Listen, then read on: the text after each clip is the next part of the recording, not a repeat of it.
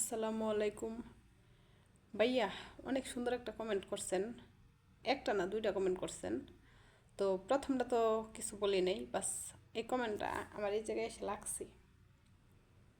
মনে হচ্ছে যে আপনার উত্তর দেওয়াটা জরুরি। তো আপনি যেই রকমভাবে আমার প্রশ্নটা করছেন, তো আমার আগে আমার বন্ধুদের কাছে আর আমার দোস্তের কাছে সরি বলতেছি। সরি দোস্ত, আপনার আমি বলছিলাম যে আমি এরকম কমেন্ট তুলব না। বাস এখন দেখা যেতেছে কি যে কেউ যদি আমার কাছ থেকে জবাব নিতে আসে, তো তার জবাব তো দিতে হয়। বাস সে খারাপভাবে বলছে, তার মানে কয় যে আমার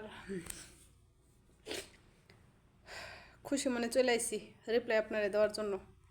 দোস্ত সরি, আবারও বলতেছি, আমার বন্ধুদের কাছেও সরি। শুনেন, আমার বাবা মা গরিব ছিল, সেজন্য লেখাপড়া করাইতে পারে নাই, সঠিক শিক্ষা দিতে পারে নাই, মানুষ করতে পারে নাই। আর বলছেন না প্রবাসী, ভালো মেয়েরা তো প্রবাসী আসেন না কাজ করার জন্য, প্রথম কমেন্টটা করছেন। তো ভালো মেয়েরা তো আসে না, এখন লেখাপড়া করাইতে পারে নাই, ভালোভাবে মানুষ করতে পারে নাই, এটা আমার বাবা মার ব্যর্থতা। ওরা আমার শিক্ষা দিতে পারে নাই, সেজন্য দেশ কয় না, দেশে দেশে থেকে কাজ টাজ করে পারি নাই, তো বিদেশে চলে আইছি বেশি টাকা ইনকাম করার জন্য। আর এখন বলতেছেন যে আমি কতবার হোটেলে গেছি। এখন আমি আপনারা বলতেছি কি যে যেহেতু আপনি জিজ্ঞেস করতেছেন, জানতে চাইতেছেন, তো কাউরে কেউ প্রশ্ন করলে তো কোনো একটা অধিকারে বলে। আশা করি হয়তো বা আপনি আমার বন্ধু, ফ্রেন্ড, স্বামী, পিতা, ভাই অথবা সন্তান, যে কোনো একটা অধিকার নিয়ে বলতেছেন। তো কোন অধিকার নিয়ে বলতেছেন একটু বলেন। আপনি যদি আমার পিতা হতেন ঠিক আছে, ভাই হলেও ঠিক আছে, স্বামী হলেও ঠিক আছে, সন্তান হলেও ঠিক আছে। বাস আপনি, আমি তো আমার জানাশোনা এরকম আপনারে দেখে মনে হইতেছে না যে আপনারে আমি চিনি। আর আপনি আমার ফ্যামিলির কেউই না, আপনি আমার ফ্রেন্ড লিস্টে থাকা একজন ফ্রেন্ড। তো আমার ৫-৫০ হাজার ফ্রেন্ডের মধ্যে কয় যে ১০ কেজি দুধের মধ্যে এক ফোঁটা চেনা পড়লে পুরা দুধই নষ্ট। তো আমার ৫-৫০ হাজার ফ্যামিলি পরিবার নিয়ে আমি বসবাস করি। তো এত বড় একটা পরিবারের মধ্যে আপনার মতো একজন মানুষের কারণে আমার পুরা টিকটক লাইফই নষ্ট বলতে পারেন। প্রতিশোধ নিতে আসছেন, তাইলেও ঠিক আছে, অসুবিধা নেই। শুনেন, আমার বাবা মা মানুষ করতে পারে নাই, সেজন্য অমানুষ হয়ে প্রবাসে চলে আসি। প্রবাসে ভালো মেয়েরা কাজ করে না, প্রথম প্রশ্ন ছিল আপনার। আমি অমানুষ, সেজন্য প্রবাসে চলে আসি। আর হোটেলে কতবার গেছি সেটা জিজ্ঞেস করছেন। এখন আমি বলতেছি কি আমি কতবার গেছি সেটা আপনার পরে বলতেছি। বাস আপনার যদি মনে হয় যে আপনার ঘরে ওয়াইফ আছে, মা তো সবার মা, মা আমার মা নাই, আমি মারে সম্মান করি, বরাবরই সম্মান করি। আমার পিতা নাই, আমি আমার পিতারেও সম্মান করি, সেলুট করি। দেশের অবস্থা ভালো না, দেশের অবস্থা খুব ভয়ঙ্কর। যারা হোটেলে ব্যবসা করে তাদের চাইতেও খারাপ আর ভয়ঙ্কর পরিস্থিতি বাংলাদেশে, বিশ্বাস করেন। কলেজের, ভার্সিটির,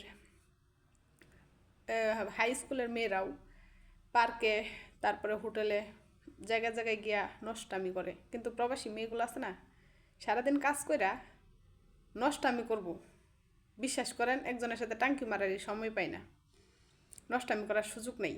আর এখন আপনি যদি বলেন যে আপনার আর্থিক অবস্থা অনেক খারাপ হয়ে গেছে, আপনার বউরে অথবা আপনার বোনরে অথবা আপনার কন্যারে চালাইতে আপনার কষ্ট হইতেছে, আমার সাথে হোটেলে দিয়ে দিবেন, তাহলে আপনার আমি নাম্বারটা দিয়ে দিচ্ছি, আপনি আমার সাথে যোগাযোগ করেন। তো আমি তো খারাপ হয়ে গেছি অভাবের তাড়নায়। তো আপনার বউ, বেটি বা মেয়ে যেই বলেন, ওটার খারাপ হতে দিব না। আমার ফ্রেন্ড লিস্টে থাকা সকল বন্ধুদের থেকে 1 টাকা, 2 টাকা, 5 টাকা করে তুলমু। তারপরে আপনার বউ বেটি ওদেরকে ভালো একটা ফ্যামিলি বা ভালো একটা প্রবাসী ছেলে দেখে বিয়া দিয়ে দিব, যাতে বাকি জীবনটা সুন্দরভাবে কাটাইতে পারে, যাতে আমার মতো নষ্ট হয়ে বেঁচে না থাকতে হয়।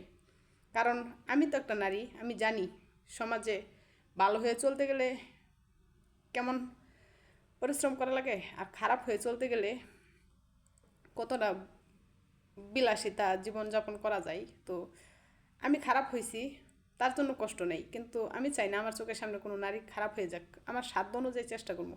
তো আপনার বোন, বেটি অথবা কন্যা কারোরই যদি আমার সাথে হোটেলে দিতে হয়, আমার আমার সাথে যোগাযোগ করেন। আমি সমস্যার সমাধান অবশ্যই খুঁজে বের করব।